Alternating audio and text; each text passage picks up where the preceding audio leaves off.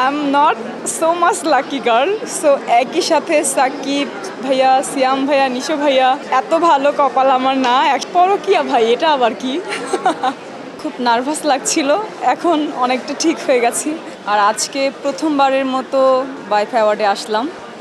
এর আগে আসা হয়নি কখনো। সো একটু এক্সাইটেড ছিলাম যে নতুন যাচ্ছি, কেমন হবে না হবে। সো দেখলাম এখানে আসলে সব সেলিব্রিটিরাই আছে। খুব নার্ভাস লাগছিল, এখন অনেকটা ঠিক হয়ে গেছি। এখন ভালো লাগছে, আর সবার সাথে দেখা হলো, সবার সাথে হ্যান্ডশেক করলাম। সো সব কিছু মিলিয়ে এখন অনেক কমফোর্ট ফিল হচ্ছে। সো ভালো লাগছে সব মিলিয়ে। অ্যাকচুয়ালি ওরকম কোনো প্রিপ্ল্যান ছিল না, আর আসবো কি না সেটাও কনফার্ম ছিলাম না। কালকে রাতে হঠাৎ মনে হলো কী পরবো। অ্যাকচুয়ালি সকালে উঠে প্ল্যান করলাম, আমার একটা ফ্রেন্ড ছিল ডিজাইনার, ওকে ফোন দিলাম যে আমি কী পরবো, কী ড্রেস পরে যেতে পারি। সো ও আমাকে জাস্ট পিকচার পাঠিয়েছে যে আমার একটা ড্রেস পছন্দ আছে, আমি এটা মেক করে ফেলবো আজকের মধ্যেই। সো ও আজকের মধ্যে ড্রেসটা রেডি করে দিয়েছে। দেন সন্ধ্যায় আমি ফার্স্ট দেখলাম, এটা দেখে পরে চলে আসলাম। ওরকম প্ল্যান ছিল না। আসলে প্রেমের প্রস্তাব কতবার পেয়েছি আমি ওভাবে করে কাউন্ট করিনি, বাট রেগুলারই পাই। মিডিয়ায় আসার আগে তো আসলে স্কুল কলেজ ফ্রেন্ড যারা, ওরাই আমাকে চিনতো। দ্যাটস ওয়াই এটার মধ্যে থেকেই অপশনগুলো ছিল, ওরাই নক করতো।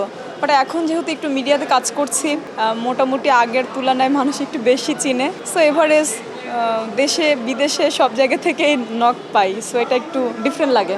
যারা কাজ আমরা শুরু করি সবাই চাই একটা সময় গিয়ে অনেক ভালো একটা জায়গা ক্রিয়েট করতে। সো এটার জন্য অবশ্যই ডেডিকেশন দরকার, সিরিয়াসনেস দরকার, ভালো কাজ করতে হবে, পাশাপাশি ভালো স্ক্রিপ্ট। সো সব কিছু মিলিয়ে চাই দর্শক আমাকে চিনুক, আর আমি প্রিয়মণি, সবার প্রিয় হয়ে যেন থাকতে পারি, এর জন্য ভালো কাজ করতে হবে। সো এটাই preparation. To be honest, Rockstar ফিল্মের যে টিজারটা বের হয়েছে আমার আনফর্চুনেটলি দেখা হয়নি এখন পর্যন্ত। লাস্ট 2 সপ্তাহ ধরে আমি খুব শ্যুটে ব্যস্ত ছিলাম, কতগুলা ফটোশ্যুট ছিল রেগুলারই। সো আমার দেখা হয় নাই, বাট সাইড থেকে গল্প শুনতেছি যে অনেক ভালো হয়েছে নাকি। আমার মনে হয় আমি আজকে গিয়ে দেখবো। I am not so much lucky girl. So একই সাথে সাকিব ভাইয়া, সিয়াম ভাইয়া, নিশো ভাইয়া, এত ভালো কপাল আমার না একসাথে 3টা মুভি। সো আমার মনে হয় কি যে গল্পটার সাথে আমাকে ম্যাচ করবে ভালো, যে গল্পে কাজ করার মতো ক্যাপাসিটি আমার বেশি থাকবে, ইভেন ডিরেক্টর খুব একটা চাচ্ছে যে এই গল্পের জন্য তোমাকেই লাগবে, ওইটা আমি চুজ করব। নট হিরো বেস, সামাজিক গল্প, এটাও ভালো লাগে। একটু গ্ল্যামার বেস হবে, সেটাও আমার মনে হয় যে বর্তমান জেনারেশন খুব পছন্দ করে। আমার খুব আসলে ফাইটিং ব্যাপারটা অনেক পছন্দ। আমার মনে হয় একটা সময় মাহি আপু ফাইট বেস মুভিগুলো করতো। অনেক দিন যাবৎ এরকম সিনেমা দর্শক পাচ্ছে না। সো আমার মনে হয় যে এরকম কিছু নতুন কিছু দিতে পারি।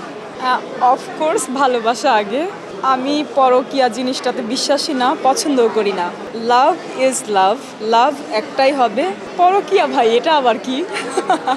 না, আমি সাপোজ আপনার হয়ে কথা বলছি যে পরের ওয়াইফ বা পরের হাজব্যান্ডের সাথে কেন আমি রিলেশনে যাওয়াটা উচিত বলে মনে হয় না। তাহলে একটা সংসার নষ্ট করা হয়। আমি মেয়ে হয়ে একটা মেয়ের সংসার নষ্ট করতে চাই না। কোনো ছেলের সংসার নষ্ট করুক, সেটাও আমি চাই না।